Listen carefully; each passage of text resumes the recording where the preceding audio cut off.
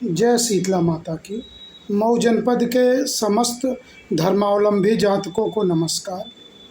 आइए इस वीडियो में हम कल शनिवार 2 अगस्त का पंचांग जानेंगे। मेरे अपने जातक और जो नक्षत्रों की चाल को समझते हों तो कल क्या कार्य करना शुभ रहेगा और किन कार्यों से बचना रहेगा, इस विषय पे चर्चा करेंगे। ये विशेष तौर से मेरे अपने जातकों के लिए है जिनकी मैं कुंडली देख के ग्रहों की व्याख्यान देता हूँ। तदुपरांत महादशा व अंतर्दशा को बतला करके ये बतलाता हूँ कि क्या काम करें और क्या काम न करें। वह कल का मुहूर्त जानेंगे कि उन्हें क्या कार्य कब करना चाहिए और कर नहीं करना चाहिए। कल क्या विशेष शुभ मुहूर्त है, अशुभ मुहूर्त है, क्या दिशा अशुभ है और कौन सा समय अशुभ है और कौन सा समय शुभ है, ये जानेंगे। कल का पंचांग जानते हुए कल जो नवजात शिशु उत्पन्न होंगे उनके क्या गुण धर्म होंगे, कल के नक्षत्र के क्या गुण धर्म होंगे, कल नवजात शिशु जो उत्पन्न होंगे उनका क्या राशि का नाम होगा और वो गंडमूल नक्षत्र, मांगलिक दोषी या काल सर्प योग से ग्रसित हैं कि नहीं, इन सभी विषयों पे आइए चर्चा करते हैं। तो कल शनिवार अष्टमी, उदया अष्टमी तिथि रहेगी और कल सूर्योदय 5:22 तक ही रहेगा और अष्टमी तिथि उसके लगभग आधे घंटे में ही समाप्त हो जाएगी, यानी 5:54 तक अष्टमी तिथि रहेगी। तदुपरांत नवमी, श्रावण शुक्ल पक्ष नवमी तिथि हो जाएगी। कल सूर्योदय 5:22 पे होगा। ये समय प्रातः जागरण करके स्नान और दिनचर्या से निवृत्त होके अपने मंदिर की साफ सफाई करने उपरांत शंखनाद करने, दीप प्रज्वलित करने, मंत्र जाप करने, पूजा आरंभ करने के लिए सर्वोत्तम समय है और सूर्य देवता को जल अर्पण करने के लिए भी सर्वोत्तम समय है। कल सूर्यास्त 6:32 पे होगा। ये समय अपनी तुलसी जी में लक्ष्मी माता के सम्मुख घी का दीप प्रज्वलित कर कनकधारा स्रोत पढ़ने के लिए सर्वोत्तम या तुलसी जी की आरती करने के लिए सर्वोत्तम समय है। कल पूर्व दिशा की दिशाशूल है, अर्थात पूर्व दिशा की ऐसी यात्रा नहीं करेंगे जिसमें हम संध्या तक घर वापस लौट के न आ सकें। कल 9 बजे से 10:30 बजे तक राहु काल रहेगा, अर्थात इस अवधि में कोई नवीन शुभ कार्य आरंभ नहीं करेंगे। पूर्व से ही कार्य आरंभ किए हुए हैं तो वो करते रह सकते हैं या इस समय अवधि उपरांत शुभ कार्य करेंगे। कल जो है वह रवि योग समस्त दिन भर रहेगा, अर्थात आप कोई भी नवीन कार्य, शुभ कार्य आरंभ कर सकते हैं, पर कल का अपना मान का दिन देख लीजिएगा, यानी कोई पूर्वज का देहांत हुआ हो और नवजात शिशु उत्पन्न नहीं हुआ हो तो वो मान का दिन कहा जाता है, अशुभ दिन कहा जाता है। तो आप शुभ काम से बचिएगा या फिर जो मैंने राहु काल बताया है इस समय अवधि से बचिएगा, नहीं तो कोई भी कल शुभ काम और महत्वपूर्ण कार्य आरंभ कर सकते हैं। अब कल विशाखा नक्षत्र रहेगा, तो विशाखा नक्षत्र जो है वो कल दिन भर रहेगा, यानी कि आज शुक्रवार की रात्रि और शनिवार की भोर 3:33 से विशाखा नक्षत्र आरंभ होगा। कल दिन भर विशाखा नक्षत्र रहेगा और परसों सूर्य उदय उपरांत रविवार को 3 तारीख को 6:11 उपरांत पर समाप्त होगा। तो विशाखा नक्षत्र में आप जो है वह जो मेरे जातक हैं कल विवाहिक कार्य नहीं कर सकते हैं। वैसे ही विष्णु जी सोए हुए हैं, तो इस समय कोई मांगलिक कार्य नहीं होंगे। इस समय धरती की जो है व्यवस्था और देख रेख शंकर जी कर रहे हैं, तो विष्णु जी के शयन करने के कारण इस समय मांगलिक कार्य, कोई विवाह शादी नहीं होता है। चलिए, यात्रा करने का कार्य कल नहीं कर सकते हैं, और कोई योजना बनाने का कार्य विशाखा नक्षत्र में वर्जित होता है। विशाखा नक्षत्र में आप गोल्ड, डायमंड, किसी भी प्रकार के आभूषण खरीद सकते हैं, पहन सकते हैं, कोई एडमिनिस्ट्रेटिव पद ग्रहण कर सकते हैं, और मनोरंजन के कोई भी कार्य कर सकते हैं, मनोरंजन की व्यवस्था कर सकते हैं, और किसी को सम्मान देना हो या सम्मान पाना हो तो कल आप ऐसा कर्म कर सकते हैं। चलिए, तो ये हो गए जो है वो मेरे जातक कल क्या कर सकते हैं और क्या नहीं कर सकते हैं, इस पे हमने चर्चा कर ली। अब विशाखा नक्षत्र गंडमूल नक्षत्र नहीं है, अर्थात जो भी नवजात शिशु उत्पन्न होंगे उनकी 27 पूजा नहीं होगी। अब विशाखा नक्षत्र में 4 जो है वो तारे होते हैं जो कुम्हार के घड़े की आकृति को बनाते हैं। विशाखा नक्षत्र का 4 चरणों में से 3 चरण तुला राशि में होता है और 1 चरण जो है वृश्चिक राशि में होता है। तुला राशि में होने के कारण वैभवता, चतुराई, स्वार्थ नीति, कूटनीति के संबंध में चर्चा करनी होती है और व्यावसायिक दृष्टिकोण में भी वृद्धि देते हैं। विशाखा नक्षत्र के स्वामी ग्रह गुरु ग्रह बृहस्पति जी है और विशाखा नक्षत्र के देवता इंद्रागिर हैं। विशाखा नक्षत्र जो है वह शूद्र जाति का नक्षत्र है, स्त्री लिंगीय नक्षत्र है, स्त्री लिंगीय नक्षत्र है।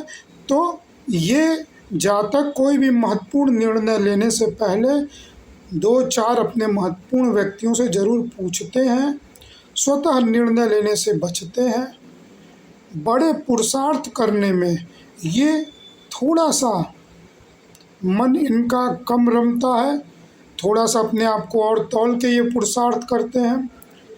भावुक होते हैं, तो इस नक्षत्र में पुरुष यदि जन्म लेते हैं तो वह भावनाओं के कारण निर्णय लेने में कमी आती है, जबकि स्त्रियां इस नक्षत्र में जन्म लेंगी तो वो अपने भावना प्रधानता के कारण पूरे घर को बांध के एकजुट करके अग्रसर होती हैं। यह पराधीन नक्षत्र है, तो दूसरे का आश्रय जरूर जातक लेने की चाहत और आवश्यकता पड़ने पे लेते हैं। ये नक्षत्र जो है वह जातक जो है अपने आवश्यकता, अपने वैभव, अपनी खुशी और संतुष्टि सुख के अनुसार अपने नीतियों में परिवर्तन कर सकते हैं। वैसे जातक की इच्छा शक्ति बहुत ज़्यादा होती है और ये पहले ही लक्ष्य निर्धारित कर लेते हैं और उन्हीं पे यह मेहनत करके उसे हासिल करते हैं।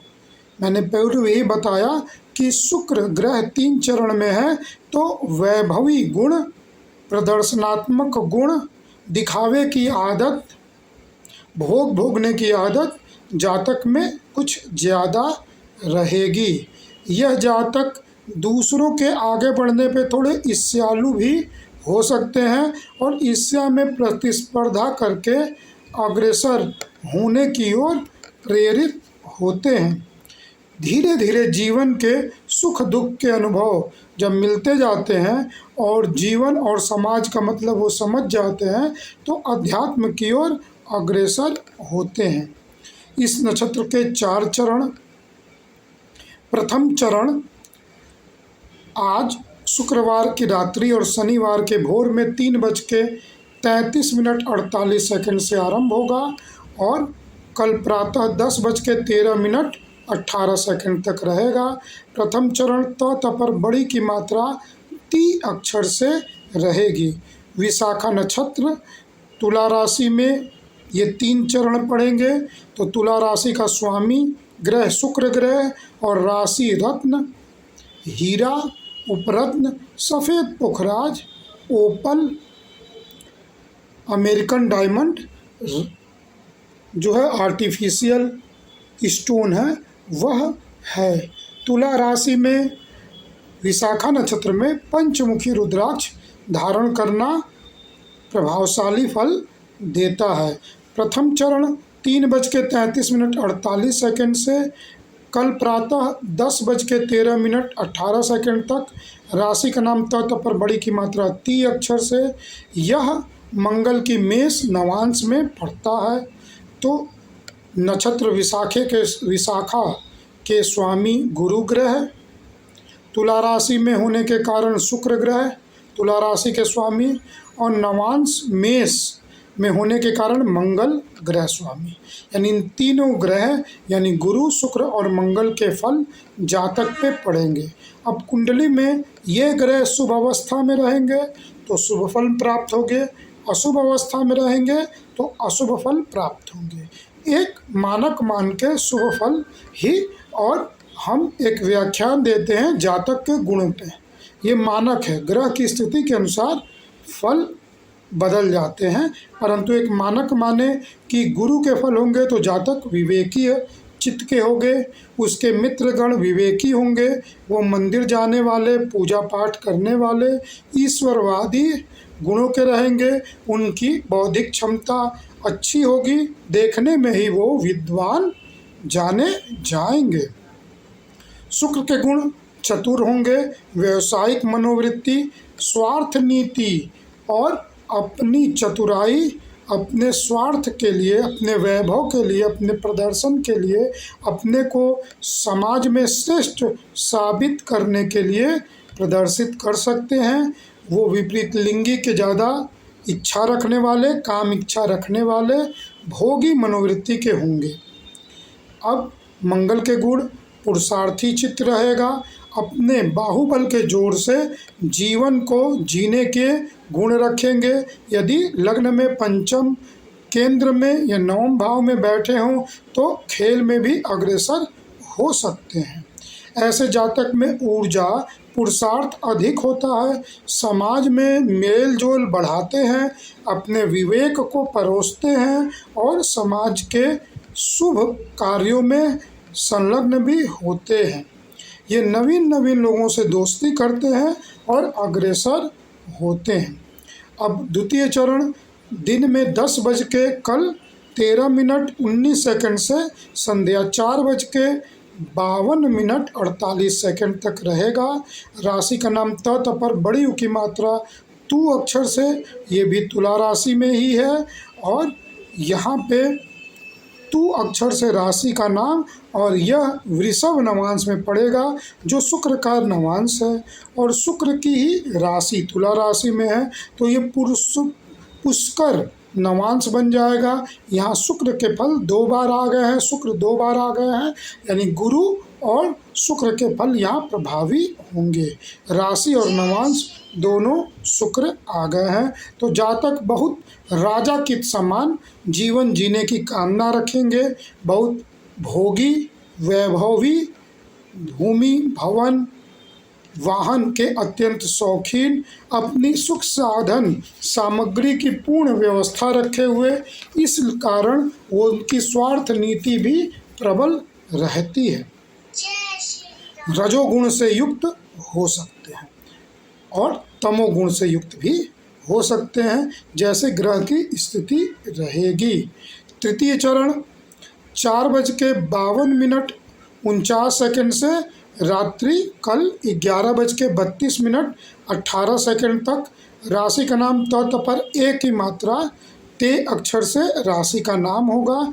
यह जो है वो बुध के मिथुन नवांश में पढ़ेंगे तो यहाँ जातक में गुरु के, शुक्र के और बुध के गुण मिल जाएंगे। यहाँ बुध और शुक्र आपस में परम मित्र हैं तो जातक वाणी से, बुध के गुण वाणी, विवेक और वाणिज्य में अग्रसर होंगे, हाजिर जवाबी होंगे, वाक्पटु होंगे, भावनाओं को जो सामने वाले इनकी बोल रहा हो उनके भावनाओं को पहले ही समझ जाएंगे और उस अनुकूल ये कार्य करेंगे।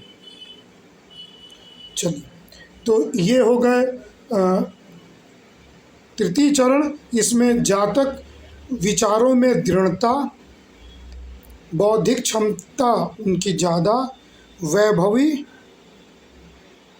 गुणों से युक्त और धार्मिक भी देखे जाते हैं। तो यह तृतीय चरण के गुण हो गए। अब चतुर्थ चरण। अब यहाँ पे मैं रोक के ये तृतीय चरण यानी रात्रि 11:32:18 तक जो भी जातक जन्म लेंगे इनकी तुला राशि होगी।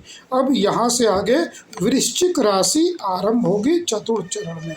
और यहाँ तक जो भी जातक जन्म लिए हैं ये सभी चंद्रमांगलिक होंगे। चंद्रमांगलिक जो भी जातक 11:32:18 तक कल रात्रि को जन्म होगा ये सभी चंद्रमांगलिक होंगे। लग्न कुंडली से मांगलिक जब हम कुंडली बनाएंगे तो ही जान सकते हैं जन्म के समय के अनुसार कि वो लग्न कुंडली से मांगलिक हैं कि नहीं, परंतु ये चंद्रमांगलिक होंगे। अब इसके आगे जो हम बताएंगे वो चंद्रमांगलिक नहीं होंगे।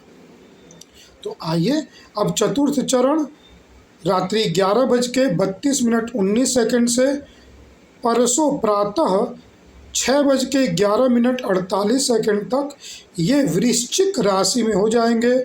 वृश्चिक यानी स्कॉर्पियो यानी देसी भाषा में बिच्छू, जो कि रेगिस्तानी इलाके में पाया जाता है जहाँ दिन में बहुत गर्मी और रात को वो रेत ठंडक हो जाने से ठंडक मिलती है। यह जो है वह विष लिया हुआ जानवर है। वृश्चिक राशि, इसका स्वामी मंगल ग्रह है। तो अब जातक पे नक्षत्र स्वामी गुरु, राशि स्वामी मंगल के गुण आएंगे और ये नवांश जो है कर्क नवांश में है, तो कर्क नवांश का स्वामी चंद्रमा होगा। पर वृश्चिक राशि में चंद्रमा नीच के होते हैं, तो जातक के मन और माता को विशेष तौर से देखना होगा। शरीर में 70% जल है, क्षमा चाहेंगे फोन आ गया था। 70% जल है, पृथ्वी पे भी 70% जल है। चंद्रमा के कारण ही ज्वार भाटा जो समुद्र में जल आगे और पीछे होता है, इसी प्रकार शरीर में भी जल के कारण परिवर्तन आता है। तो शरीर में जो रोग प्रतिरोधक क्षमता, जो वाइट ब्लड कार्पेसेल्स WBC बोला जाता है, श्वेत रक्त कणिकाएँ जो रोग प्रतिरोधक क्षमता के द्योतक हैं। आप सामान्य रूप से जानिए, जो हमारा फोड़ा होता है तो उसमें जो मवाज निकलता है या नाक से जो गंदा निकलता है, ये वाइट ब्लड कार्पेसेल्स, इसी को आप मोटे में जानिए। ये वो रक्त है जो कि हमारे शरीर के अंदर जो विषाणु घुस गए हैं उससे लड़ करके और उन्हें हटाने का काम करते हैं। तो ये जातकों में रोग प्रतिरोधक क्षमता की कमी हो जाती है।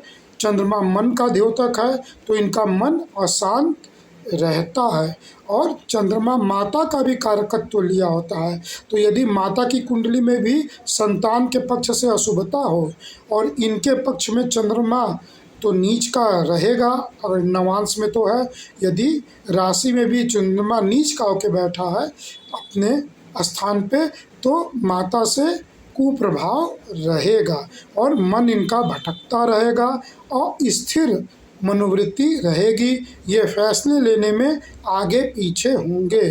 परंतु यहीं पे जो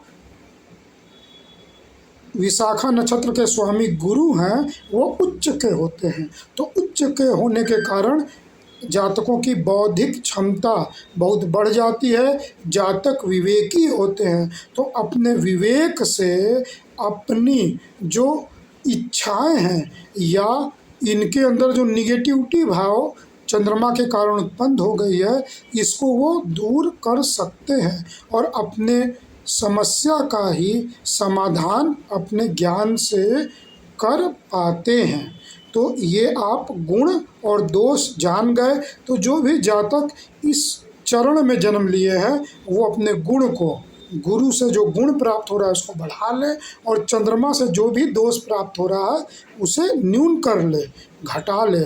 और चंद्रमा की पूजा करके, चंद्रमा को जल अर्पित करके, खीर अर्पित करके, गायों को जल पिला के, दही का खूब दान देकर चंद्रमा के दोष को दूर कर ले और गुरु के गुणों को बढ़ा ले। चलिए, तो ये आपने चारों चरण के विषय में सुन लिया। अब ये जो चतुर्थ चरण के जातक हैं, ये तो न तो चंद्र मांगलिक हैं, न ही काल सर्प योग से, जितना मैंने बताया कोई जातक ग्रसित नहीं है, जितना भी मैंने बताया। और ये विशाखा नक्षत्र, गंडमूल नक्षत्र नहीं है, तो कोई 27 पूजा नहीं होगा। ये सभी आप जान गए। चलिए, अब हमारा व्हाट्सएप नंबर 9839571856 है। आप हमसे परामर्श लेने के लिए व्हाट्सएप पे अपनी बात जो है व्हाट्सएप कर सकते हैं। एक न्यूनतम शुल्क द्वारा हम आपकी कुंडली का परामर्श करते हैं। 10 से 15 मिनट अच्छे से कुंडली समझाते हैं। यदि आप हमारे यहाँ कुंडली बनवाना चाहें तो पूरे विश्व से कहीं से भी आप हिंदी या अंग्रेजी विधा में हमसे कुंडली बनवा सकते हैं, और घर बैठे कुंडली हमसे समझ करके कुंडली आप कोरियर द्वारा आपके यहाँ पहुँच जाएगा। पूरे भारत भर में कोरियर द्वारा पहुंचाने का कोई अलग से शुल्क आपको नहीं देना होगा। कुंडली जब पहुंच जाएगी तो पुनः आप कुंडली हमसे परामर्श ले सकते हैं। और फिर आपको 1 महीने के अंदर कोई बात नहीं समझ में आई है, या कहीं आपने क्रॉस एग्जामिन करवाया है और कोई नई बात आपको पूछनी है, तो आप पुनः हमसे समय निर्धारित करके पूछ सकते हैं। तो ये पूरी विधा से हमारे यहाँ कुंडली, सबसे छोटी कुंडली इस प्रकार बनता है, हस्तलिखित प्रमाणित कुंडली पूरी गणना द्वारा हमारे यहाँ बनता है, और इस प्रकार पूरा आपको व्याख्यान दिया जाता है। ये जो व्याख्यान है, ये एक एक शब्द हम आपको समझाते हैं। ये सबसे छोटी कुंडली है, इसी को समझाने में हमें आधा घंटा लग जाता है। इसके बाद त्रिवर्गीय और सप्तवर्गीय भी कुंडली बनाई जाती है, जिसको क्रमशः 1 या 2 से 3 घंटे में हम विधिवत समझाते हैं। आप हमारी कुंडली को कहीं भी किसी अपने पंडित जी द्वारा या किसी विश्वविद्यालय में भी क्रॉस एग्जामिन करवा सकते हैं। यदि आप अपने पुत्र या कन्या के लिए वर वधू की तलाश कर रहे हैं, तो आप जहाँ पे आप खोजने गए हैं, रिश्तेदारी में गए हैं, वहीं से आप उसकी कुंडली या डेट ऑफ बर्थ जो वर या कन्या के यहाँ हम गए हैं, हमको दे करके आप कुंडली का मेलार्पण करवा सकते हैं। परंतु आप पहले से हमारे यहाँ रजिस्टर्ड हो और आपने एक न्यूनतम शुल्क जमा किया हुआ हो, तो हम तुरंत आपको जो है गणना मिला करके विवाह उपयुक्त है कि नहीं एकदम सटीक जानकारी देते हैं, जिसे पुनः पुनः आपके समय और धन की बचत होती है। पुनः पुनः आपको एक ही जगह दोबारा कन्या या वर के तलाश में नहीं जाना पड़ता है। तो ये सभी सुविधाएं हमारे यहाँ हैं, आप इसका लाभ उठाइए। और कोई हमसे जानकारी चाहिए या कोई नए विषय पे वीडियो चाहिए तो व्हाट्सएप पे हमको सूचित करिए, या फेसबुक या यूट्यूब पे यह वीडियो देख रहे हैं तो नीचे आप हमें सूचित कीजिए और हमें बताइए कि ये वीडियो आपको कैसी लग रही है। मैं आपके अपने समाज का हूँ, मऊ जनपद की ही मैं गणना डालता हूँ, जो पूरे विश्व में यहाँ की गणना शीतला माता धाम को केंद्र मान के मैं करता हूँ और बतलाता हूँ। और जो जहाँ पे हैं वहाँ का अपना स्थान का, जनपद का नाम बता दें तो मेरे जो समय को कितना कन्वर्ट करना है भारत में कहीं भी और विश्व में कहीं भी मैं बता देता हूँ। तो आप जहाँ हैं वहाँ का एकदम सटीक मुहूर्त जान जाते हैं। तो ये सभी सुविधा हमारे यहाँ है, आप इसका लाभ उठाइए। धन्यवाद। वंदे मातरम।